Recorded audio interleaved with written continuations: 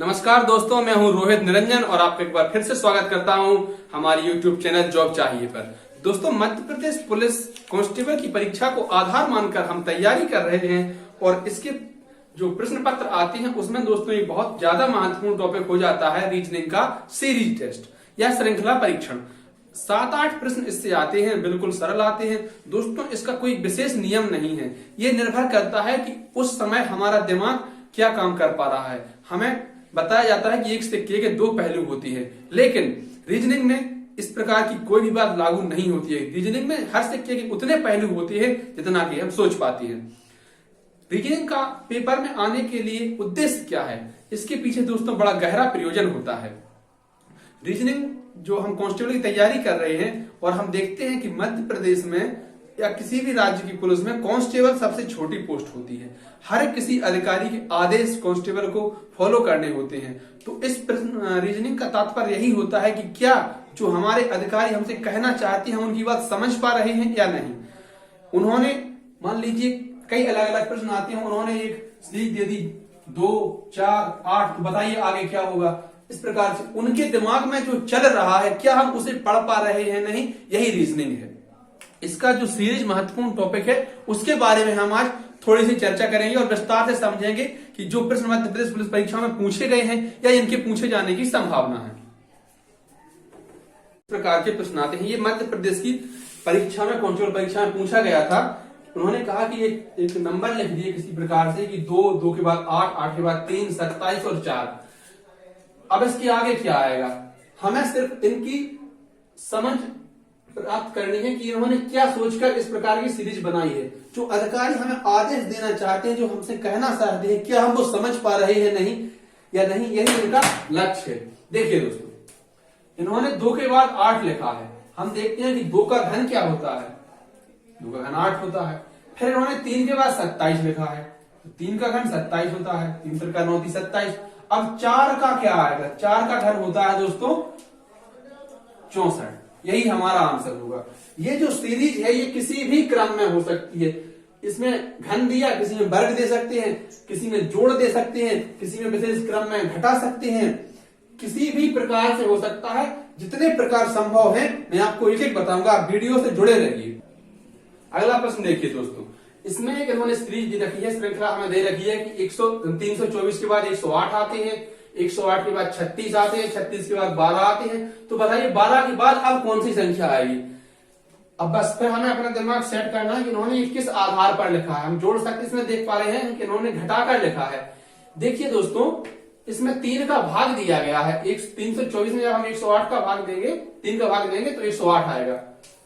Divided by 3 किया, इसको भी डिवाइडेड बाय 3 किया, 36 आया। 36 में फिर 3 का भाग दिया तो 12 आया। अब 12 में 3 का भाग देंगे तो क्या आएगा, 4 आएगा। और जो आएगा वही हमारा आंसर होगा। तो हमारा आंसर क्या होगा, 4।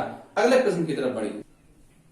देखिए दोस्तों, अगला प्रश्न जो है इन्होंने इसमें सीरीज दे रखी है कि 1 के बाद 4, 4 के बाद 9, 9 के बाद 16 और 16 के बाद 25। हम यहां समझ पा रहे हैं कि इसमें इन्होंने वर्ग कर रखा है। 1 का वर्ग क्या होता है दोस्तों 1, 2 का वर्ग 4, 3 का वर्ग 9, 4 का वर्ग 16, 5 का वर्ग 25। अब किसका वर्ग, 6 का वर्ग। 6 का वर्ग क्या होता है 36। तो जो सही आंसर होगा वो क्या होगा 36।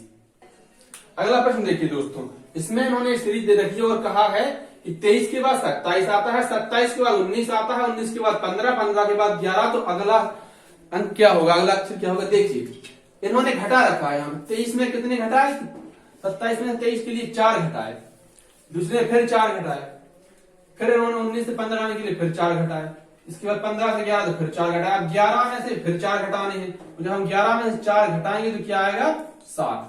और यही हमारा आंसर होगा। अगला प्रश्न देखिएगा दोस्तों, इसमें उन्होंने टाइप बदल दिया है और उन्होंने एक श्रृंखला दे रखी है। इसमें पूछा है कि विषम ज्ञात करें। ये सभी किसी क्रम में होंगे, लेकिन कोई एक ऐसा होगा जो उस क्रम को गड़बड़ कर रहा होगा, उस क्रम से विपरीत होगा। देखिए दोस्तों क्या होता है इसमें, 8 से 14, तो 8 से इसमें 2 का गुणा किया और -2 किए। 8 दूनी 16, 16 में से 2 गए 14। फिर इसमें 2 का गुणा किया, -2 किए। 14 दूनी 28, -2 26। फिर 2 का गुणा किया, -2 किए। 26 दूनी 52, और 52 में से 2 हटाए तो 50 आना था। 48 का क्या आना था? 50। यही हमारा आंसर होता। अगर लेकिन आप संतुष्ट नहीं है तो इसको और आगे भी चेक करते हैं। 50 में फिर हमने 2 का गुणा किया -2 की, 50 दूनी 100 -2 की तो 98। इसी प्रकार से ये सीरीज बनती जाती। इसमें हमने गलत निकाल लिया कि 48 जो है वो सीरीज के क्रमानुसार नहीं है, अतः यह गलत होगा। अगला प्रश्न देखिएगा दोस्तों, इसमें उन्होंने सीरीज का प्रकार बदल दिया है। सीरीज है, श्रृंखला ही है, एक श्रृंखला ये दे रखी है, एक ये दे रखी है और एक ये है। इन्होंने कहा कि 9, 6, 27 की कोई आपस में कैलकुलेशन रही होगी, इसके बाद में 81 आया। जो संबंध इनका है वो माने इसका जो संबंध है वही इसका होना चाहिए, वही इसका भी संबंध बने तो फिर बताइए इस गोले में क्या आएगा।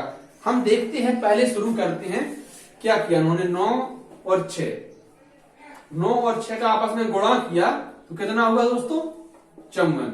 54 के आगे इसमें फिर 2 का भाग दिया तो आया 27, और 27 में फिर 3 का गुणा किया तो 81। ठीक, क्या आप इतनी बात समझ पाए हैं? अगर हाँ तो अगली सीरीज देखिए। इसमें उन्होंने फिर गुणा किया आपस में 8 और 6 48, 2 का भाग दिया 24, और 24 में जब 3 का गुणा किया तो 72। हम यहाँ इतनी बात समझ पाए कि इस सीरीज में जो हो रहा है, पहले इनका गुणा करना है, गुणा में 2 का भाग देना है, जो आए वो नीचे लिखा है। इसमें जो आया है उसमें 3 का फिर गुणा करेंगे और जो आया फिर नीचे लिखा जाएगा। अब वही हम जब यहाँ अपनाते हैं तो 5 में 12 गुणा किया 60, 60 में 2 का भाग दिया तो आया 30। अब 30 में 3 का करना है गुणा, तो यहाँ क्वेश्चन मार्क की जगह क्या आ जाएगा दोस्तों? 90। बिल्कुल सरल ये टॉपिक माना जाता है और 7-8 प्रश्न इससे बनते भी हैं।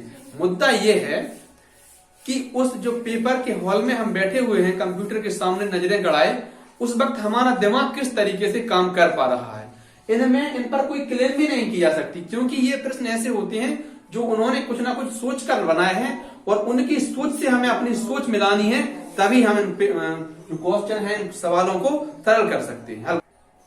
आगे देखिए दोस्तों, इसी क्रम में अगला जो प्रश्न है उसका तरीका बदल दिया गया है। अब जो पहले हमें अंक दे रखे थे और उसमें एक सीरीज बन रही थी, अब हमें अक्षर दे रखे ABCD में और हमें इसके हिसाब से एक सीरीज तय करनी है। तो क्या इसकी सीरीज हो सकती है?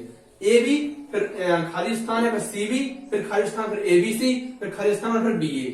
तो सबसे पहले इन खाली स्थानों में क्या आएगा उसके लिए हम देखते हैं कि ABC, यहां पर क्रम बन रहा है ABC, तो क्या AB के बाद हम यहां C लिख सकते हैं? ठीक है, लिखकर देखते हैं ABC, और दूसरा जो क्रम यहां CBA, A मिलाकर देखते हैं, फिर ABC, तो फिर क्या आएगा? CBA। अब यहां हम एक बात निश्चित रूप से देख पाए कि हमने जो सीरीज दे रखी थी इसका एक क्रम तय किया है ABC CBA, ABC CBA। क्या आप इतनी बात से सहमत हैं? अब आगे देखें, क्या ऑप्शन में ऑप्शन दिए रहेंगे आपको 4, क्या उनमें एक क्रम से जो आंसर है वो दिया गया है? अगर हाँ तो फिर यही हमारा सही उत्तर भी हो जाएगा। अगला प्रकार देखिए साथियों, इसमें एक सीरीज दे रखी है और पूछा है कि अगला इसका क्रम क्या होगा, अगला पद क्या होगा। आगे देखिए, 2 से 3, 3 से 5, 5 से 7। यहां हम देखें कि यहाँ 1 का अंतर है, यहाँ 2 का अंतर है, यहाँ 2 का अंतर है, यहाँ 4 का अंतर, यहाँ 2 का अंतर, यहाँ भी 4 का अंतर, 2 का अंतर। तो क्या इसके आधार पर कोई सीरीज बन पा रही है? जी नहीं, तो ये जो है गलत हो जाएगा। अब आगे देखिए, कोई और लॉजिक इसमें बैठ रहा है क्या? 2 के बाद 3 प्लस ये +6 +6। अब देखिए, पहले 3 जोड़े, फिर 6 जोड़े, फिर 6 जोड़े, या तो यहाँ 9 जोड़े जाने थे, तो एक क्रम बन रहा था कि पहले 3 फिर 6 फिर 9। इसमें भी कोई क्रम बन नहीं रहा है। देखिए आगे क्या होता है, कुछ और प्रकार जो है उसको लागू करके देखते हैं। हम देख पा रहे हैं कि 2 एक अभाज्य संख्या है, 2 एक अभाज्य संख्या है, 3 भी एक अभाज्य संख्या है, 3 के बाद अगली जो अभाज्य संख्या है वो 5 है, 5 के बाद 7, 11 भी अभाज्य संख्या, 13 भी अभाज्य संख्या। तो इसके आधार पर हम इतनी बात समझ पाए हैं कि ये जो क्रम दे रखा है ये अभाज्य संख्याओं का है। 19 के बाद अभाज्य संख्या कौन सी होगी? 21? जी नहीं, 21 तो भाज्य है, 21 विषम है लेकिन भाज्य 21 में 3 से और 7 से भाग चला जाता है। अभाज्य संख्या जो है वो 23 है। अभाज्य संख्या वो होती है जिसमें एक और स्वयं उस संख्या के अलावा किसी अन्य संख्या का भाग न जाए, वो हमारी अभाज्य संख्या। मैंने आपको कुछ सीरीज के प्रकार बताए जिस प्रकार से मध्य प्रदेश पुलिस की कांस्टेबल परीक्षा में प्रश्न पूछे गए थे या इनसे पूछे जाने की संभावना है।